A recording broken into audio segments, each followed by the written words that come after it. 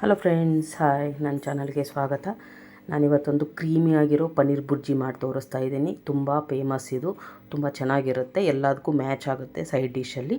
ಬನ್ನಿ ನೋಡಿ ಇವಾಗ ಏನು ಮಾಡೋದು ಅಂತ ತೋರಿಸ್ತೀನಿ. 4ರಿಂದ 5 ಟೀ ಸ್ಪೂನು ಮೊಸರು ತೊಗೊಳ್ಳಿ, ಗಟ್ಟಿ ಮೊಸರು.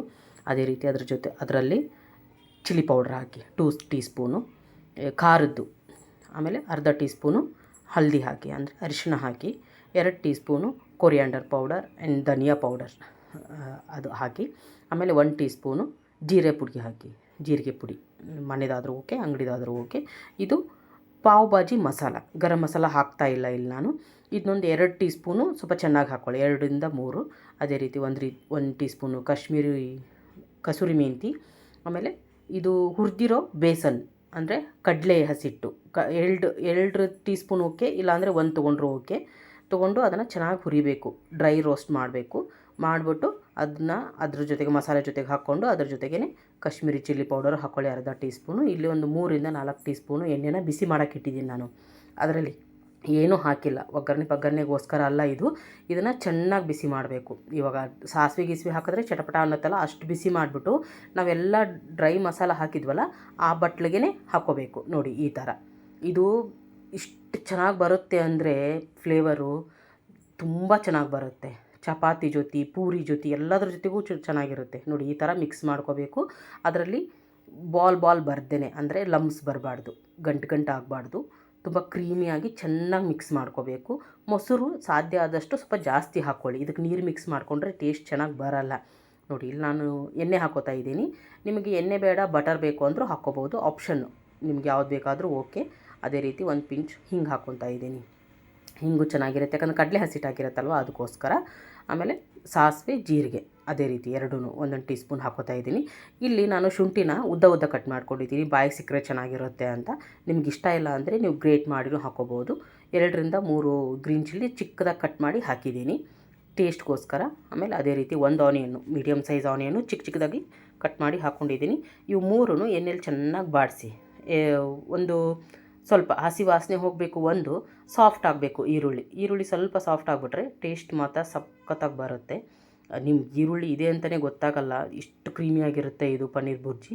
ಒಂದು ಸತಿ ಮಾಡಿ ನೋಡಿ. ಅದೇ ರೀತಿ ಅದ್ರ ಜೊತೆಗೇ 1 ಟೊಮೆಟೊ ಹಾಕೋತಾ ಇದ್ದೀನಿ, ಮೀಡಿಯಮ್ ಸೈಜ್ದು, ಅದನ್ನು ಚಿಕ್ಕದಾಗಿ ಕಟ್ ಮಾಡಿ ಹಾಕ್ಕೊಂಡಿದ್ದೀನಿ.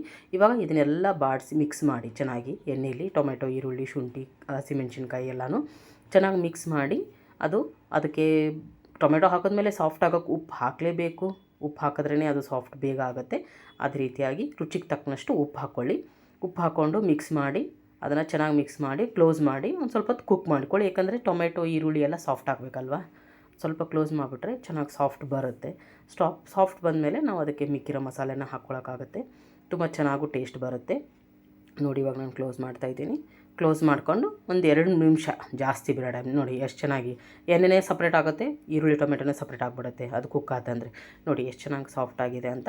ಇಷ್ಟು ಸಾಫ್ಟ್ ಆದರೆ ಸಾಕು. ಇದರಲ್ಲಿ ಯಾವುದೇ ರೀತಿ ಮಸಾಲೆ ಹಾಕುವಂಥ ಅವಶ್ಯಕತೆ ಇಲ್ಲ, ಯಾಕಂದರೆ ನಾವು ಆಲ್ರೆಡಿ ಮಸಾಲೆನ ಮ್ಯಾರಿನೇಟ್ ಮಾಡಿ ಇಟ್ಬಿಟ್ಟಿದ್ದೀವಿ ಎಣ್ಣೆ ಆಮೇಲೆ ಮೊಸರಲ್ಲಿ.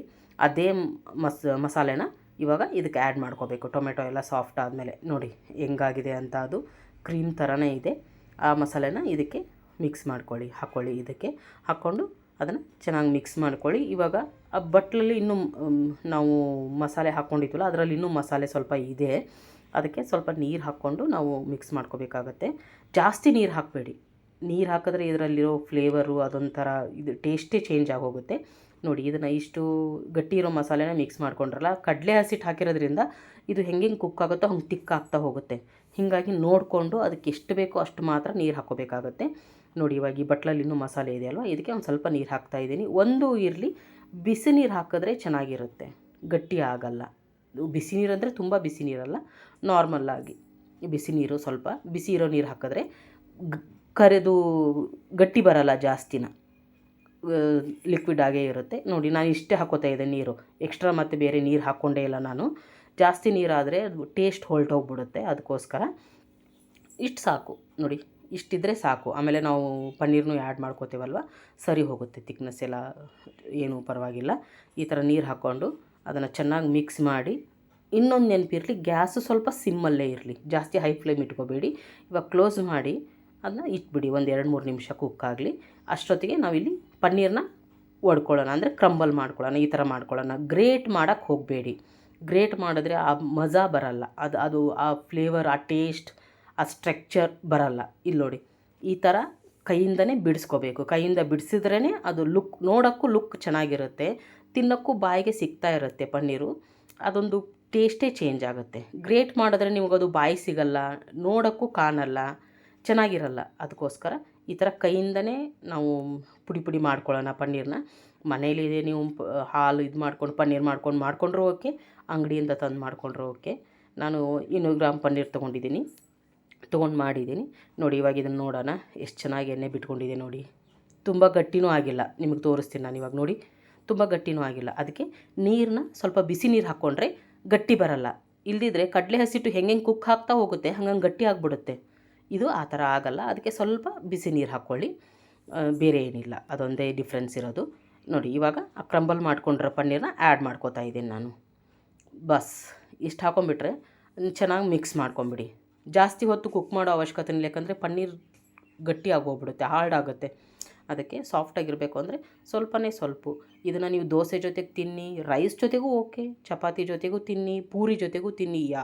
ಇನ್ನೂ ಒಂದು ಏನಂದರೆ, ಪಾವ್ ಭಾಜಿ ಥರ ನೀವು ಬ್ರೆಡ್ ಜೊತೆಗೆ ತಿಂದರೂ ಚೆನ್ನಾಗಿರುತ್ತೆ, ತುಂಬ ಚೆನ್ನಾಗಿರುತ್ತೆ ಟೇಸ್ಟು. ಒಂದು ಸತಿ ಟ್ರೈ ಮಾಡಿ, ಸೂಪರಾಗಿರುತ್ತೆ. ನೋಡಿ ಈ ಥರ ಚೆನ್ನಾಗಿ ಮಿಕ್ಸ್ ಮಾಡ್ಕೊಂಬಿಡಿ.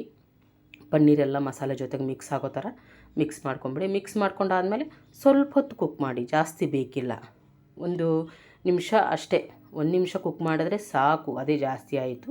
ಇಷ್ಟು ಕುಕ್ ಮಾಡ್ಕೊಂಡು ನೋಡಿ, ಇವಾಗ ಖಂಡಿತ ಕಾಣ್ತಾ ಇದೆ ನೋಡಿ ಪನ್ನೀರ್ ಹೇಗೆ ಕಾತಾ ಇದೆ ಅಂತ ನಿಮ್ಗೆ ಗೊತ್ತಾಗುತ್ತೆ. ನೋಡಿ ಯಾವ ಥರ ಕ್ರೀಮಿ ಆಗಿದೆ ಅಂತ. ಬೇರೆ ಏನೂ ಇಲ್ಲ, ಇದಕ್ಕೆ ಬೇಕಿಲ್ಲ, ಇಷ್ಟಿದ್ರೆ ಸಾಕು. ಗರಂ ಮಸಾಲೆ ಮಾತ್ರ ಹಾಕಬೇಡಿ ಪ್ಲೀಸ್, ಪಾವ್ ಭಾಜಿ ಮಸಾಲೆನೇ ಹಾಕಿ, ಅದರ ಟೇಸ್ಟು ಫ್ಲೇವರೇ ಚೇಂಜು. ಅದಕ್ಕೋಸ್ಕರ ಹೇಳ್ತಾ ಇದ್ದೀನಿ. ಇವಾಗ ಗ್ಯಾಸ್ ಆಫ್ ಮಾಡ್ಕೊಂಬಿಡಿ, ಸಾಕು. ಇನ್ನಿದು ಬೆಂದಿರೋದು ಸಾಕು. ತುಂಬ ಬೆಂದು ಹೋದರೆ ಪನ್ನೀರ್ ಗಟ್ಟಿ ಆಗಿಬಿಡುತ್ತೆ. ಇದಕ್ಕೆ ಮೇಲೆ ಕೊತ್ತಂಬರಿ ಸೊಪ್ಪು, ಫ್ರೆಶ್ ಆಗಿರೋ ಕೊತ್ತಂಬರಿ ಸೊಪ್ಪು ಹಾಕೊಂಬಿಡಿ, ಕೊರಿಯಾಂಡರ್ ಹಾಕೊಂಬಿಡಿ, ಸಾಕು. ಇಷ್ಟೇ ಲಾಸ್ಟ್, ಇದು ಫಿನಿಶಿಂಗ್ ಟಚ್ಚು ಅಷ್ಟೇ. ನೋಡಿ ಫ್ರೆಂಡ್ಸ್, ನೋಡಿದ್ರಲ್ಲ ಎಷ್ಟು ಚೆನ್ನಾಗಿ ಪನ್ನೀರ್ ಬುರ್ಜಿ ಮಾಡ್ಬೋದು ಅಂತ. ನಾರ್ಮಲಾಗಿ ಈರುಳ್ಳಿ ಟೊಮೆಟೊ ಹಾಕಿ ಮಾಡಿಕೊಂಡು ಅದರಲ್ಲಿ ಏನೂ ಅಷ್ಟು ಡ್ರೈ ಆಗಿಬಿಡುತ್ತೆ, ಚೆನ್ನಾಗಿರಲ್ಲ. ಬಿಸಿ ಇದ್ದಾಗಲೇ ಓಕೆ ಅದು. ಇದು ತಣ್ಣಗಾದ್ಮೇಲೂ ತಿನ್ಬೋದು, ಏನೂ ತೊಂದರೆ ಇಲ್ಲ. ತುಂಬ ಚೆನ್ನಾಗಿರುತ್ತೆ, ಕ್ರೀಮಿಯಾಗಿ ಟೇಸ್ಟಿಯಾಗಿರುತ್ತೆ. ಮಕ್ಳಿಗೂ ಲಂಚ್ ಬಾಕ್ಸಿಗೆ ನೀವು ಟ್ರೈ ಮಾಡ್ಬೋದು, ಸೂಪರಾಗಿರುತ್ತೆ, ಅಷ್ಟು ಟೇಸ್ಟಿಯಾಗಿರುತ್ತೆ. ಒಂದು ಸತಿ ಟ್ರೈ ಮಾಡಿ. ಏನಾದರೂ ಇದ್ದರೆ ನನಗೆ ಕಮೆಂಟ್ ಮುಖಾಂತರ ತಿಳಿಸಿ. ಬೇರೆ ಯಾವುದಾದ್ರೂ ಡಿಶ್ ಬೇಕು ಅಂದರೆ ಅದನ್ನು ಕೂಡ ನನಗೆ ಕಮೆಂಟ್ ಮುಖಾಂತರ ತಿಳಿಸಿ. ನಾನು ಹೀಗೆ ಸಪೋರ್ಟ್ ಮಾಡಿ, ಸಬ್ಸ್ಕ್ರೈಬ್ ಮಾಡಿ, ಶೇರ್ ಮಾಡಿ, ಕಮೆಂಟ್ ಮಾಡಿ. Thank you.